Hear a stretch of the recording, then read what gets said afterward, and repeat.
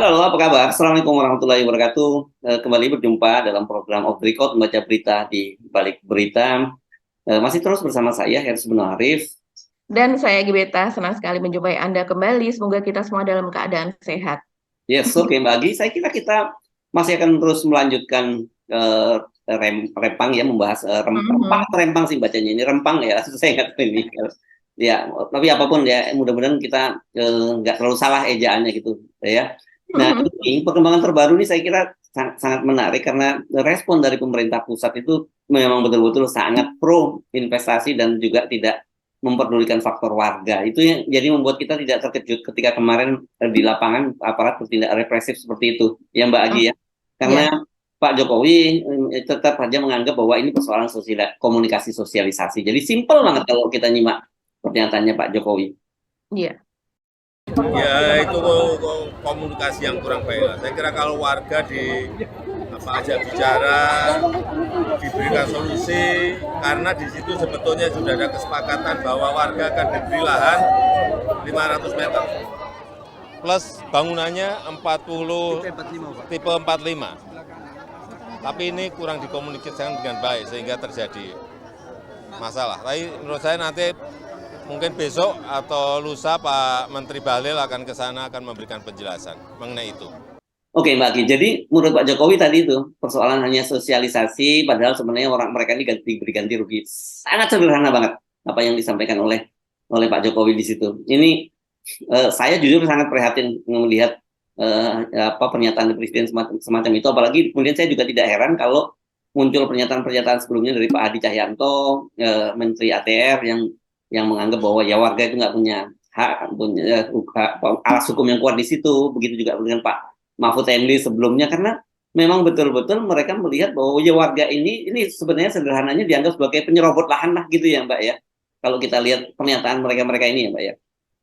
Iya Mas Hersu, kalau saya melihat tuh kok jadi menjadi semacam sesuatu yang sangat-sangat sederhana dan dikerdilkan begitu ya. Peran dari masyarakat yang ada di situ begitu. Seolah-olah mereka adalah pendatang yang baru saja mengenal pulau itu dan baru menempati pulau itu hanya beberapa tahun saja atau seperti kata Pak Mahfud yaitu baru belasan tahun saja. Dan kemudian kalau dari pernyataan Pak Mahfud pada tanggal 8 sesudah terjadi bentrokan yang pertama, dia melakukan joint conference bersama dengan Pak Hadi Cahyanto yaitu Menteri Agraria, itu kan jelas mengatakan bahwa pada tahun 2001 dan 2002 itu ada semacam SK yang dikeluarkan begitu kepada sebuah entitas tertentu yaitu perusahaan, tapi terus kemudian pada tanggal 2004 begitu, dan kemudian ada penguatan begitulah, karena belum juga ada investor yang masuk walaupun sudah diberikan perusahaan tersebut gitu. Terus kemudian ada yang masuk dari pihak lain begitu yang menempati, ada yang masuk tapi kemudian dikembalikan kepada perusahaan tersebut, dan kemudian menjadi masalah ketika pada tahun 2022 begitu, berarti tahun yang lalu itu ada sebuah investasi begitu dari investor luar negeri yang mau masuk karena ternyata daerah tersebut sudah ada yang menempati begitu. Seolah-olah itu menjadi sesuatu yang baru gitu, bukan bagian dari sejarah, bukan histori yang panjang gitu. Dan kemudian sekarang ini kalau menurut Pak Mahfud adalah hanya semacam pengosongan lahan gitulah, bukan pengusiran atau penggusuran. Kalau penggusuran seolah-olah orang itu sudah mendiami di situ lama, padahal berdasarkan sejarah dan juga akhirnya itu juga mulai terkuak ya Mas Hersu sekarang ini, yaitu dari postingan dari Ustadz Abdul Somad begitu di akun Instagramnya, dia memposting dan ini sudah dilihat oleh ribuan gitu dan juga dikomentari oleh ribuan begitu. Dan ternyata memang dia mengunggah di situ Mas Hersu bahwa ada foto ketika dilakukan sebuah rapat begitu ya tahun 2004 berarti itu. Dan di situ dia mengatakan ini adalah antara Pemkot yaitu Pemko Batam yaitu pemerintah Kota Batam ya yang menandatangani akta MOU antara Pemko Batam dengan PT Mega Elok Graha. Saya rasa ini yang disebut PT MEG tersebut begitu ya, yang sebenarnya adalah makmur begitu, tapi di sini ditulisnya Mega. Terus kemudian terkait investasi di Pulau Rempang begitu katanya. Dan investasi Rempang diteken oleh Nyat Kadir dan disetujui DPRD Batam pada tanggal 26 Agustus 2004. Begitu tulisan yang ada di atasnya, dan di situ jelas ada gambar begitu, ada sosok dari mantan wali kota Batam yaitu Nyat Kadir, dan kemudian ada yang berbaju putih walaupun ini sangat blur begitu ya fotonya karena sudah foto lama. Di situ terlihat jelas itu adalah konglomerat Tommy Winata, yaitu pemilik dari PT Makmur Elok Graha. Dan kemudian di situ juga ada notulen rapat Mas Hirsu, notulen sebuah rapat yang tanggal 26 Januari 2004 begitu. Dan itu notulen rapat yang kemudian terjadi rapat di Jakarta di sebuah hotel di Jakarta yaitu Hotel Hilton. Di situ tidak ada Tommy Winata tapi ada perwakilan dari perusahaannya. Ternyata di situ juga hadir Wali Kota Batam, Wakil Wali Kota Batam, Deputi Pengawasan dan Pengendalian Otorita Batam begitu ya. Dan kemudian dari pihak Tommy Winata diwakili oleh Theo Seng Peng, kemudian Wisnu Chandra, Karim Tino Chandra, Elizabeth Simon, dan Philly. Dan kemudian juga di situ ada beberapa kesepakatan di situ, Mas Hirsu, tentang rencana pengembangan dari wilayah Pulau Rempang tersebut. Dan kemudian yang ada tanda tanganan juga, begitu jelas. Nah, yang paling menarik ini adalah poin-poin atas penandatanganan dari Kota Batam dengan pihak PT MEG tersebut, yaitu tahun 2004 tersebut. Salah satu poinnya itu yang menjadi kekuatan mungkin ini nanti bagi masyarakat yang sekarang sedang dalam dilema. Ada di sini tertulis itu pengelolaan Pulau Rempang, tentang pengelolaan Pulau Rempang, dan kemudian pada nomor 1 yaitu prosedur. Ini kita bisa perlihatkan kepada pemirsa ya. Di situ tertulis begini, ketentuan umum yang harus menjadi rujukan dalam pengembangan kawasan meliputi A. Rencana pemanfaatan ruang di kawasan pengembangan baik di Rempang dan kawasan penyangga lainnya harus mengacu pada RT/RW Kota Batam. B. Bentuk kegiatan di kawasan pengembangan baik di KWTE, KWT, dan kawasan penyangga mengacu peraturan daerah terkait. Khususnya, ini poin penting nih, khususnya peraturan daerah Kota Batam nomor 17 tahun 2001 tentang kepariwisataan di Kota Batam.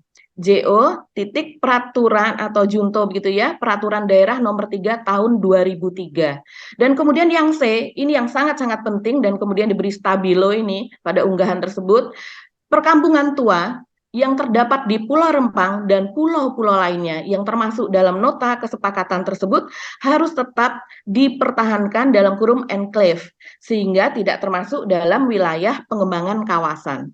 Yang lainnya adalah tentang pengelolaan oleh satu perusahaan, status lahan dan sebagainya. Ini benar-benar salah satu bukti begitu Mas Hirsu. Ya, dari situ kan udah berarti diakui bahwa memang di kawasan itu ada warga yang tinggal di situ kan begitu. Jadi bukan seolah-olah seperti yang mereka katakan sebagai pendatang begitu, yang ada lahan kosong sebagai pendatang yang tidak punya alas hukum gitu ya.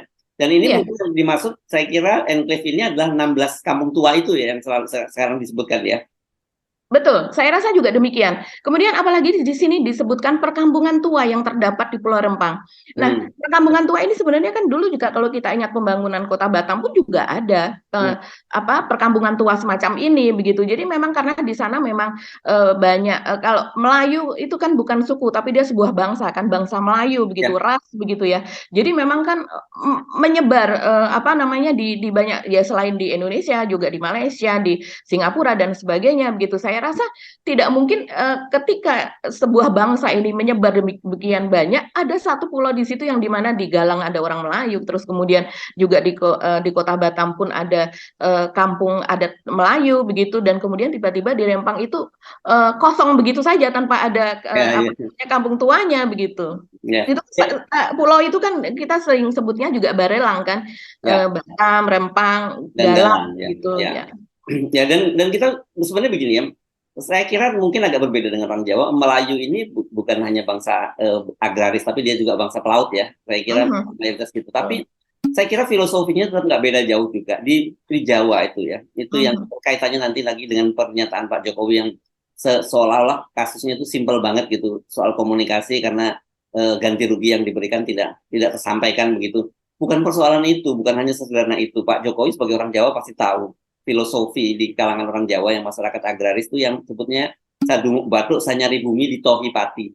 Ini penting sekali di situ disebutkan bahwa kalau kehormatan, jadi senyari bumi itu walaupun hanya satu satu garis begitu tanah itu mereka betul-betul dipertahankan sampai mati. Itu orang Jawa juga seperti itu kehormatan. Sedumuk batuk itu kan, kalau batuk ini kan wajah dari wajah kita gitu ya. Jadi kalau kita sedumuk batuk senyari bumi ditohi pati itu benar-benar dibela sampai mati. Jadi ya saya bisa, harusnya Pak Jokowi memahami filosofi ini yang juga hidup di kalangan orang Jawa, dan saya kira mungkin mereka orang Melayu juga punya filosofi yang nggak beda jauh seperti kita. Itu soal kehormatan dan soal ini kan bukan sekedar buat orang dipindah-pindahkan saja, tapi kan banyak hal, ada soal budaya, ada soal kebiasaan hidup, soal macam-macam lah kalau saat orang udah tinggal di situ. Belum nanti kita lihat bagaimana ada kasus anak-anak sekolah di sana. Dan kalau dari situ aja kita lihat bahwa itu bukan lahan kosong. Jadi ada anak-anak sekolah yang kemarin jadi video-videonya bisa kita saksikan, mereka harus dievakuasi karena terkena gas air mata dan sebagainya. Jadi memang ini ngeri ya kita lihat rezim sekarang ini atas nama investasi itu menghalalkan segala macam cara dan menganggap rakyat itu hanya faktor yang non faktor gitu, yang bisa dipindahkan kemana-mana saja, dan yang penting kamu udah saya kasih ganti rugi kok, sederhana gitu. Dan Pak Jokowi katanya mengutus Pak Bahlil gitu. Apa iya Pak Bahlil bisa menyelesaikan kasus ini dengan mudah dan hanya kemudian mengkomunikasikan bahwa kalian akan pindahkan, diberi tanah 500 meter, kemudian bangunannya 45 meter ya, 45 meter persegi, terus ada kompensasi lain termasuk juga biaya-biaya hidup gitu. Iya, betul sekali. Jadi Bahlil ini sebetulnya kan sudah datang ke sana pada bulan Agustus bulan Agustus yang lalu, Mas Hersu, dan kemudian tanggal 13 Agustus kalau tidak salah, dan kemudian memang bertemu dengan masyarakat setempat begitu dan terjadi dialog, tapi itu kan hanya beberapa jam saja. Tidak mungkin seorang pemukim yang sudah menempati sebuah lahan selama ratusan tahun kemudian persoalan hidup matinya diselesaikan dalam waktu beberapa jam saja begitu. Dan kemudian sesudah itu ada sebuah berita begitu di situs dari kementeriannya Bahlil, yaitu di BKPM begitu, dan di situ menyebutkan bahwa Bahlil, ya kurang lebih judulnya ya, Bahlil datang, persoalan masyarakat Rempang ada solusi begitu. Artinya bahwa kedatangannya itu sudah sampai kepada solusi begitu, semuanya sudah selesai. Saya rasa ini kan Bahlil sebagai menteri juga melaporkan kepada Pak Jokowi. Kalau seandainya sekarang Pak Jokowi kemudian terkejut begitu ya, terkejut bahwa kemudian terjadi massa dari bangsa Melayu ini dari berbagai wilayah, soalnya yang kemarin melakukan demo ke BP Batam, ke kantor BP Batam pada tanggal kemarin hari Senin ya Mas Irsu ya, berarti 11 itu ya. tanggal 11 itu mungkin dia juga, kalau saya rasa ya, dia sudah mendapatkan laporan dari Menteri Bahlil ini bahwa semuanya sudah selesai begitu. Dan ini ada rekaman ya, kita bisa lihat apa yang bagaimana Bahlil bertemu dengan gubernur dan juga bertemu dengan wali kota begitu. Mereka ada di sebuah ketinggian, kemudian mereka tertawa ya bahwa semuanya ini sudah selesai. Ini saya rasa kunjungan tanggal 13 itu. Pergi tahlil makan duren, siapa sangka Pak Bahlil keren.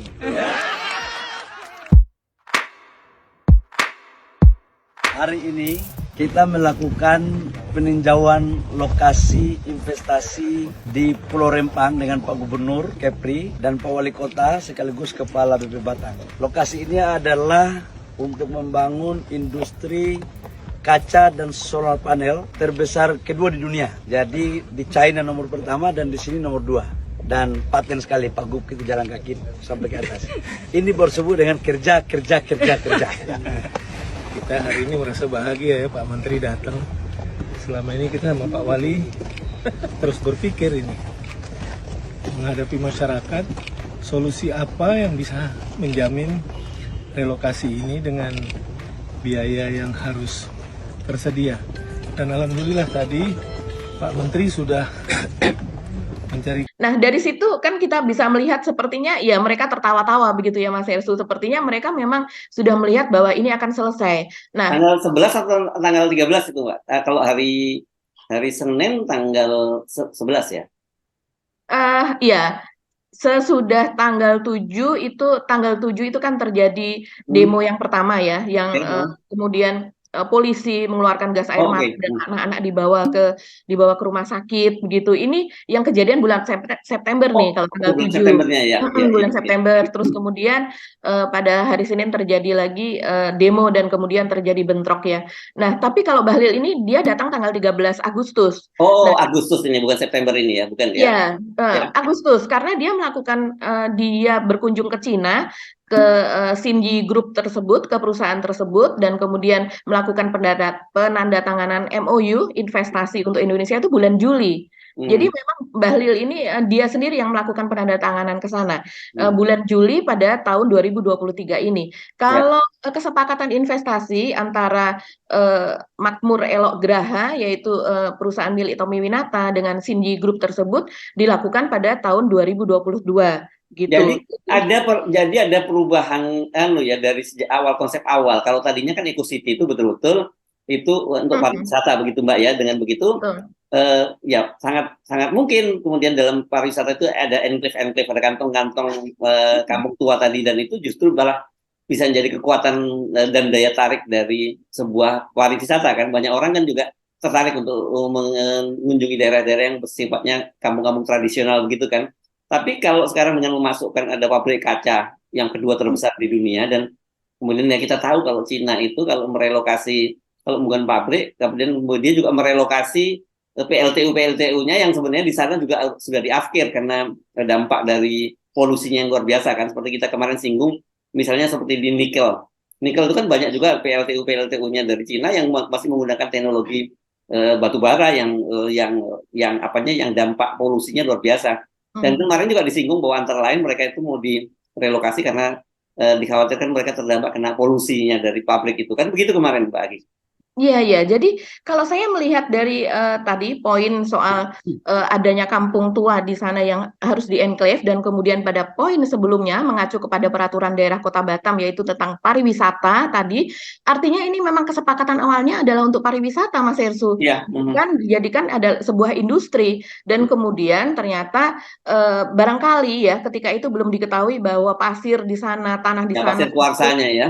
belum mengandung silika begitu, bukan sebuah yang bisa dijadikan pertambangan lah. Walaupun kita tahu pasir biasa pun sebetulnya saat ini itu bisa diekspor, yaitu diekspor ke Singapura. Tapi artinya ini kan nilai tambahnya jauh lebih besar begitu, sehingga di situ akan dibuat sebuah industri kaca begitu ya. Dan saya rasa ini perubahan yang sangat besar karena investasi yang juga akan masuk ini termasuk investasi yang jumbo ya, kalau 134 triliun, sehingga kemudian barangkali di tengah perjalanan terjadi perubahan yaitu dari hanya sekedar Eco City terus kemudian menjadi semacam eco industry begitu. Nah, iya, jadi dan kemudian ini hektar atau luasan yang diberikan kepada yang akan ditambang ini atau menjadi area industri ini kan juga ribuan hektar Mas Hersu begitu, Dek. Dan kebetulan dampak lingkungannya udah pasti itu luar biasa. Iya. Dan kemudian di atas tanah yang di bawahnya itu mengandung sumber daya alam itu bermukim 16 perkampungan tua tersebut. Dan saya heran juga, ini sepertinya menteri kita juga agak memang kurang menguasai di lapangan ya. Mereka mungkin hanya mendapatkan semacam laporan-laporan saja dari lapangan. Karena kalau kita lihat Mas Hersu kemarin Pak Mahfud itu mengatakan bahwa ya di sana itu jadi HGU-nya sudah diberikan kepada sebuah perusahaan atau sebuah entitas begitu kan. Nah, sementara kemarin itu di Komisi 2 DPR kan ada rapat kerja dengan Pak Hadi Cahyanto yaitu Menteri Agraria. Di situ Pak Hadi Cahyanto mengatakan bahwa tidak ada HGU di sana, seluruhnya adalah kawasan hutan begitu. Jadi seluruhnya itu adalah tanah negara yang berupa kawasan hutan di bawah LHK. Dan kemudian ya tidak ada HGU di situ. Kok bisa berbeda ya? Dan kok Pak Hadi Cahyanto ini ketika ada di Menko Polhukam gitu, kok dia tidak mengoreksi apa yang dikatakan oleh Pak Mahfud, padahal itu sebuah joint conference pada tanggal 8 begitu. Dan kemudian kepada DPR juga Pak Hadi Cahyanto ini mengatakan bahwa 50% penduduk yaitu penduduk Melayu yang menempati kawasan kampung tua tersebut sudah setuju untuk direlokasi. Itu data dari mana? Saya melihatnya Saya melihat salah satu kalau tidak salah di Detik atau di Kumparan begitu ya beritanya ini langsung kalau sekarang new media itu kan di bawahnya langsung ada tanggapan Mas Hersu, langsung ada kita sebagai netizen bisa langsung menulis di situ. Dan di situ ada orang yang menulis gitu, netizen menulis dia mengatakan bahwa saya orang Melayu dan saya orang Rempang dan kemudian dia mengatakan bahwa kata siapa ini menteri kok mengklaim ada 50% yang sudah setuju. Mungkin kalau seandainya pun ada itu maksimal ada 5% saja dari jumlah penduduk yang ada di sana itu yang menyetujui untuk direlokasi. Selebihnya semua mereka tidak setuju begitu. Dan dia masih panjang lagi Mas Irsu menulis soal itu gitu. Nah, ini Hadi Cahyanto kan katanya juga akan turun ke lapang begitu untuk menemui masyarakat. Saya rasa menteri-menteri ini juga mendapatkan laporan yang tidak apa ya, yang tidak signifikan begitu. Antara di lapang dan antara di Rempang dan kemudian di pusat itu berbeda. Saya kira ini bahaya ya kalau lihat situasi ini, apalagi sekarang ini kan menjelang tahun-tahun politik ya. Apapun itu seharusnya di dalam tahun-tahun politik ini berbahaya sekali loh ya. Karena aparat keamanan ini nanti fokusnya itu pasti pengamanan pemilu dan pilpres gitu. Tapi kalau menghadapi situasi yang eksplosif semacam ini terjadi di beberapa titik dan sangat mungkin kemudian hal-hal semacam itu merambat ke daerah-daerah lain. Kalau nggak diselesaikan dengan cara yang baik-baik bisa menjadi backfire ini buat pemerintah.